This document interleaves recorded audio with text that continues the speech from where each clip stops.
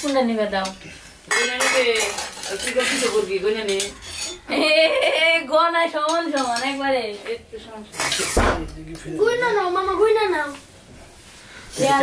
তো চলে এলাম আরেকটি গেম নিয়ে। আজকের গেম হচ্ছে পেঁয়াজ ছুলার গেম, পেঁয়াজ খোসা ছাড়ানোর আর কি।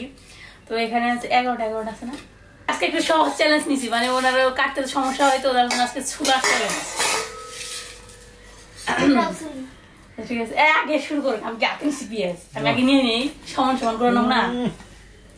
আচ্ছা ঠিক আছে, তো শুরু করো। আর তোমার দায় কিন্তু দাঁড় বেশি, তুমি কালা কি করছো?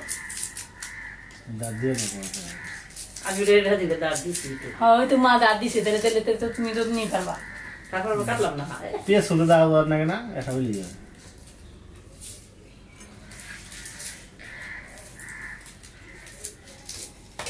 আমার একটা শেষ। আজকে সমস্যা অনেক পাতা দেবো।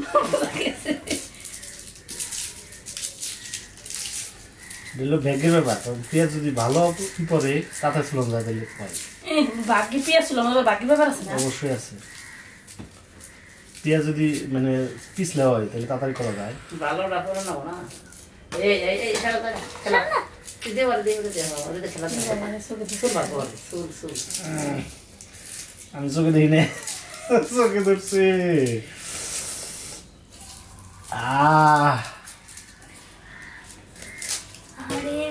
কি কষ্ট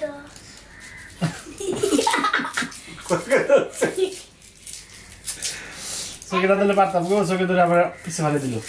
আমার মনে হয় চোখে ধরে নাই। তুমি তো মেয়ে মানুষ, রান্নায় কাজ করতে করতে মামা এই মামা তুমি তো পুরোটা ফলাও নাই। কে ওর ভাই নাই আলাইছি। আরে চোখে নেই না কিছু হন ওইটা আছে এটা তো কথা না। তে আমি বসে রইছি বাবা। আমার মনে হয় পেঁয়াজটা সবচেয়ে কঠিন জিনিস জানেন।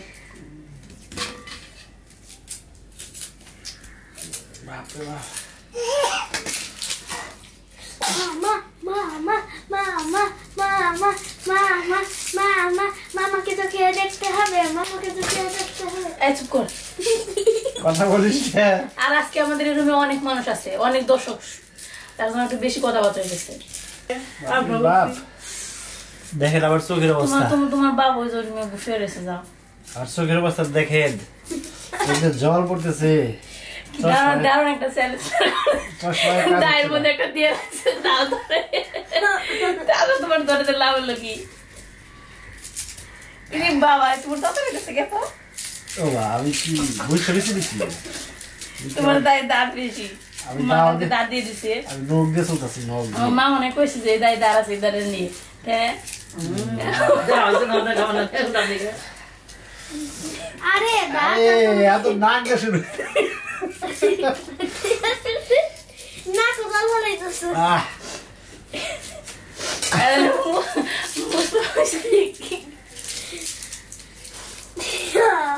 আনন্দের অশ্রু বইতেছে, বুঝছো? আরে মামি দিতে গেল রে, তোকে বান বাঁচাও, তোকে বান মামারে বাঁচাও।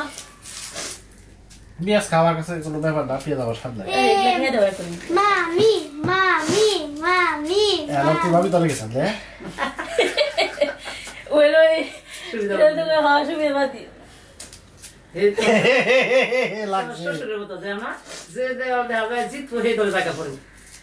না থাক মামার দলে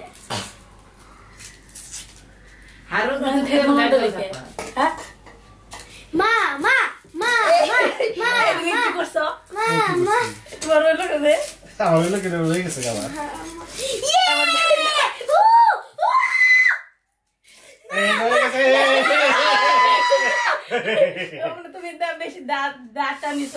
যাই হোক পারছি তো। চুকুর বসে কেন আমার চোখ শুনতে দেরি হয়ে গেছে। এই দেখো আমার চোখের অবস্থা ভয়াবহ। তোমার মেয়েরা তুমি একটা দিছো, তোমার মেয়ের হাতে রয়েছে। জিরা আলাদা সেই রে তোমার শুনছে দেখা যায়। বাবা বাবা এখানে শেষ করছি আজকে চ্যালেঞ্জ তাকে তো বলতে পারতেছি না তাই আবার দেখা হবে পরবর্তী চ্যালেঞ্জে তবে পরবর্তী চ্যালেঞ্জে আশা আছে আপনাদের পেঁয়াজ কাটার দেখাবো তো সবাই ভালো থাকবেন ধন্যবাদ tata hello everyone welcome back to my channel আশা করি সবাই অনেক অনেক ভালো আছেন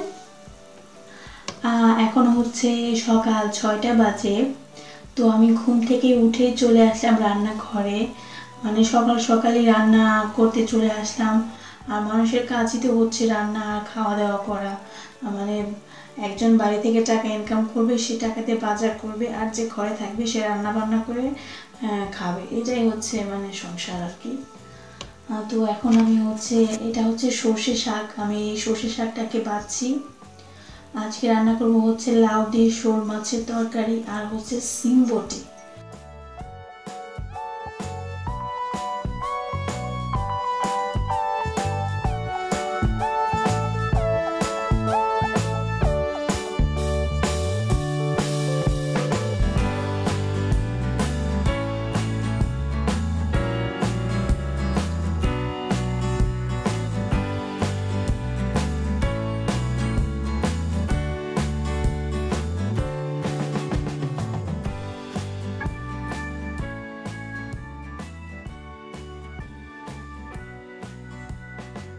তো আমি লাউটা এখন কাটতেছি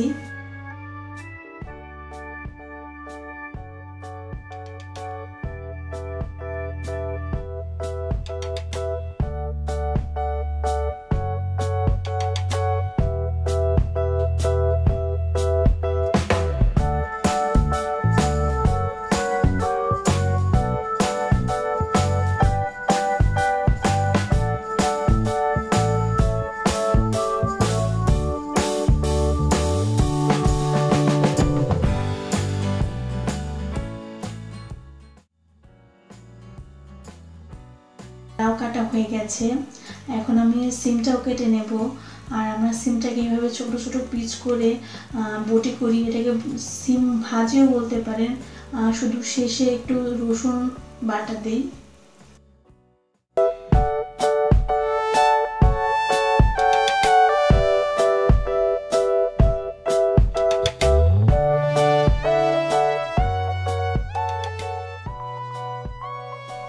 তো আমার কাটাকুটি হয়ে গেছে এখন আমি শোল মাছ এটা হচ্ছে শোল মাছ তো এটাকে আমি একটু পরিষ্কার করে নেব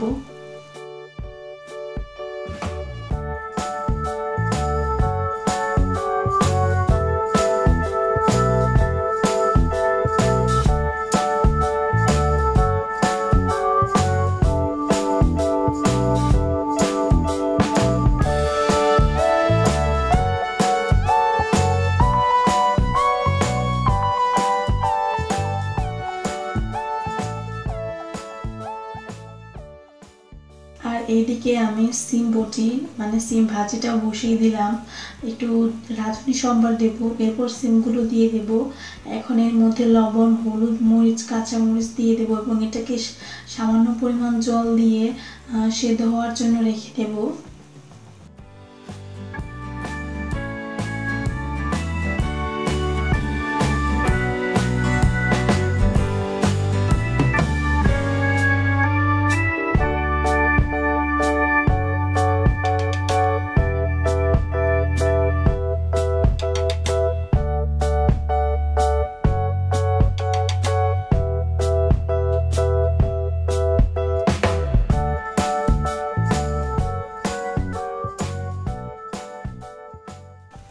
আর এদিকে আমার মাছটা ধোয়া হয়ে গেছে তো এই পাশে আমি মাছটা ভাজি দিয়ে দেব সিমগুলো সেদ্ধ হয়ে গেছে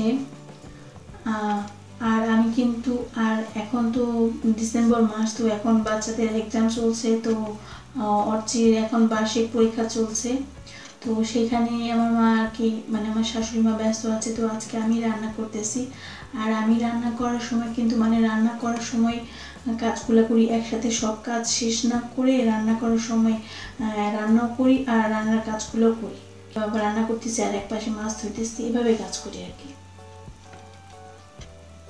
তো এখন আমি রসুনটা ছেঁচে নেব, কারণ সিমগুলো সেদ্ধ হয়ে গেছে। এখন আমি রসুনটা দিয়ে বাস একটু নেড়ে চেড়ে নামিয়ে ফেলবো, বেশি নাড়াচাড়া করবো না। দেখা যায় যে রসুন দেওয়ার পর যদি আমি একটু বেশিক্ষণ চুলায় রাখি তাহলে রসুনের স্মেলটা মানে অন্যরকম হয়ে যায়, স্মেলটা বেশি থাকে না, এটা আমরা মনে করি আর কি। আর আমরা এভাবেই রান্না করে খাই।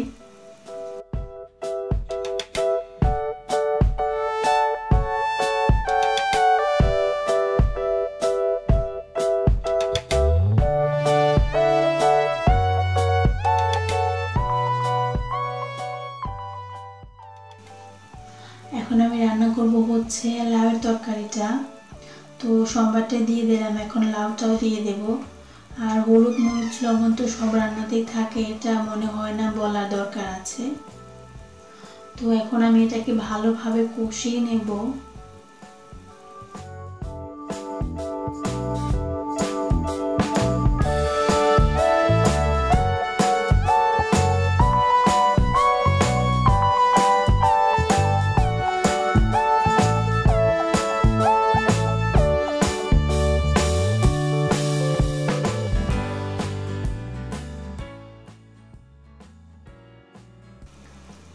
তো এখন একটু জল দিয়ে দিলাম। আর লাউ ভালো হলে কিন্তু জল দেওয়ার প্রয়োজন হয় না, লাউ থেকে জল চলে আসে আর লাউটা ওই জলের মধ্যে সেদ্ধ হয়ে যায়।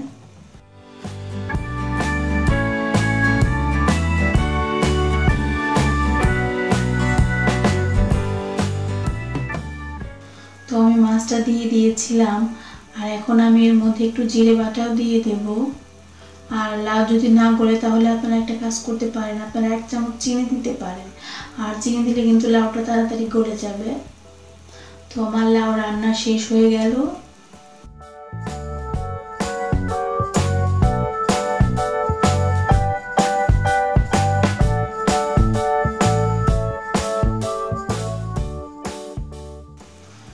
এখন আমি আসছি রুমের মধ্যে, আর আমার মেয়েটা ঘুম থেকে উঠে গেছে। এখন বাজে হচ্ছে 9টা। তো আমার মেয়েটা ঘুমিয়েছিল বলে আমি বিছানাটা পরিষ্কার করতে পারিনি।